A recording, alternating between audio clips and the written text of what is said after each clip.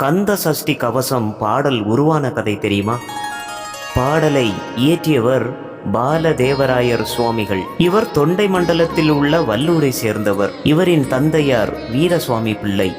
வீரசுவாமிக்கு நீண்ட நாட்களாக குழந்தை இல்லாமல் முருகன் திருவருளால் தேவராயன் பிறந்தார்.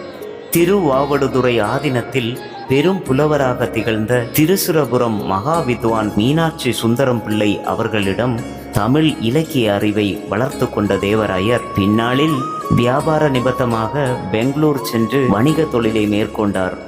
ஒருமுறை தேவராய சுவாமிகளுக்கு கடும் வயிற்று வலி. மிகுந்த அவதிப்பட்ட தேவராய சுவாமிகள் எவ்வளவோ சிகிச்சை முறைகளை மேற்கொண்டும் வயிற்று வலி தீர்ந்த பாடில்லை. தன்னால் வயிற்று வலியை பொறுத்து கொள்ள முடியாத நிலையில் தேவராயர் சுவாமிகள் திருச்செந்தூர் கடலில் விழுந்து தற்கொலை செய்து கொள்ளலாம் என்ற முடிவுக்கு வந்தார். பாலதேவராயர் திருச்செந்தூருக்கு வந்த சமயத்தில் அங்கே கந்த சஷ்டி விழா துவங்கி இருந்தது.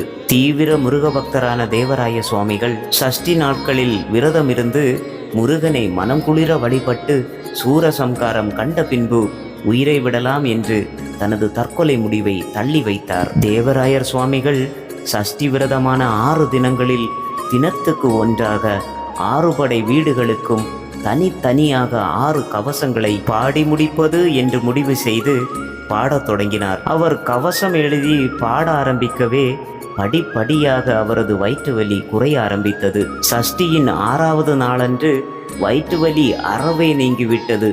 இப்படியாக பிறந்ததுதான் கந்த சஷ்டி கவசங்களாகும்.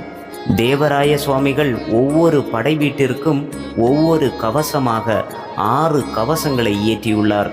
இவை அனைத்தும் கந்த சஷ்டி கவசம் என்ற ஒரே பெயரை கொண்டுதான் அழைக்கப்படுகிறது. அவர் முதலில் இயற்றிய திருச்செந்தூர் கவசம்தான் பொதுவாக எல்லோரும் அறிந்த சஷ்டியை நோக்க சரவண பவ என்று ஆரம்பிக்கும் கவசம்.